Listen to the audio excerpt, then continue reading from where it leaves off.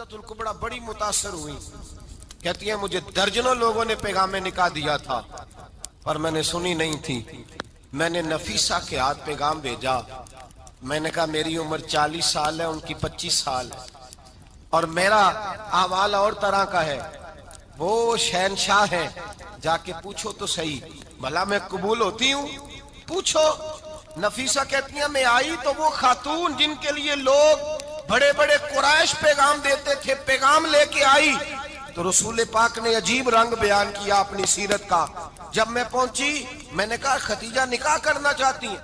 नफीसा कहती है मेरा ख्याल था कि कोई और होता तो कुर्सी से उठ खड़ा होगा, फौरन कहेगा अच्छा जल्दी करो बात करो। जब मैंने आके कहा ना हुजूर खतीजा निकाह करना चाहती है तो नबी पाक ने मेरी तरफ देखा, फरमाया वो कहती है कि तुम कहती हो? कहा वो कहती हैं। तो हुजूर ने फरमाया ठहर जाओ, मैं अपने चचा से पूछ के बताऊंगा, मैं मशवरा करूंगा, मैं पूछ के बताऊंगा। आज बच्चों को कुछ सबक बड़े याद हैं।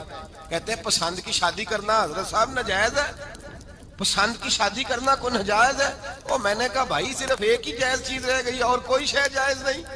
ये एक ही जायज चीज है जिसका फतवा सारे नौजवान पूछते फिरते हैं, सारे रांझे बने फिरते हैं, मजनू बने फिरते हैं, सारे मईवाल हो गए। अल्लाह पाक को हिदायत की तौफीक अता फरमाए। सारे इस बुरी लत का शिकार हो गए।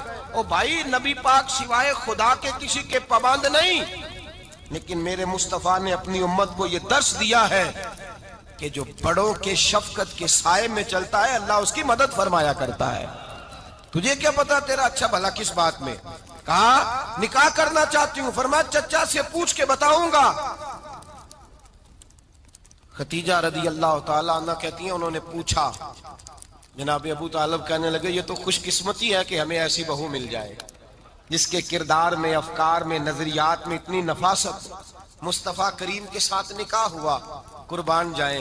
हजरत खतीजतुल कुबरा की शादी हुई तो भाई बड़ा मुश्किल होता है, बड़ा मुश्किल होता है अपने आप को ढालना। लेकिन जनाब खतीजा की जिंदगी उठा के देखो, मैं ये नहीं कह सकता वो करोड़पति थी, अरब खरब की मैं बात ही नहीं कर सकता। और 20-20 नौकरानियां थी उनके पास, दर्जनों उनके पास गुलाम थे। लेकिन जब रसूलुल्लाह के दरवाजा नूर पे आई हैं, उन्होंने मेरे नबी के घर में झाड़ू भी दिया है, उन्होंने हुजूर के कपड़े भी धोए हैं, उन्होंने रसूलुल्लाह के लिए अपने हाथों से खाना बनाया। उन्होंने देखा कि नबी पाक सल्लल्लाहु अलैहि वसल्लम को दौलतों से, तिजारतों से, सरमाए से प्यार नहीं। जितनी दौलत थी शाम को लाके कदमों में रख दी। कहा महबूबा जब मैं तेरी हूं तो मेरी हर शय ही आपकी है। चंद दिनों में हुजूर ने सारी चीजें दे दी अल्लाह के रास्ते में, हर चीज नबी पाक ने दे दी।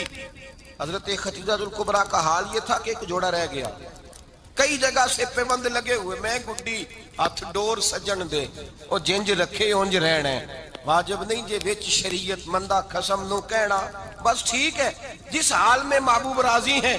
कहा हर चीज कदमों में रख दी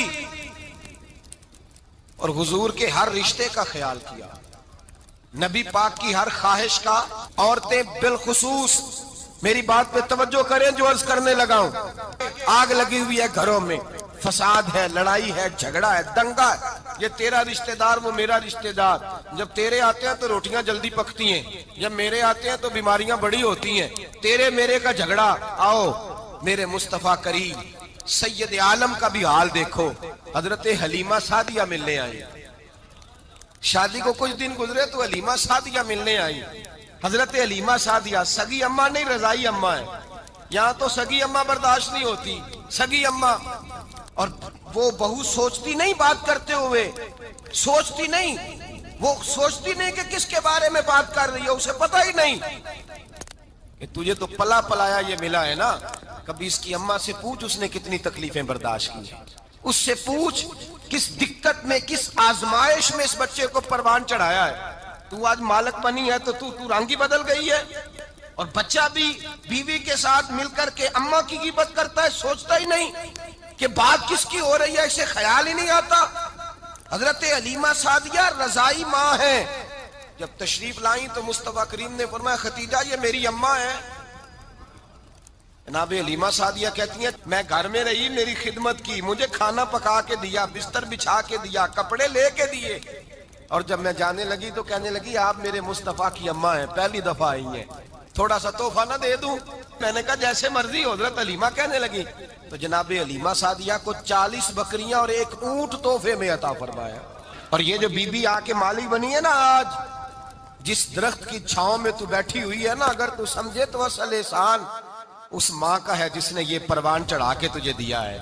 اصل نیکی اس اماں کی ہے جس نے تیرے سر پہ یہ سرتاج رکھا ہے، اور تو اس ماں کو ہی بھول گئی ہے.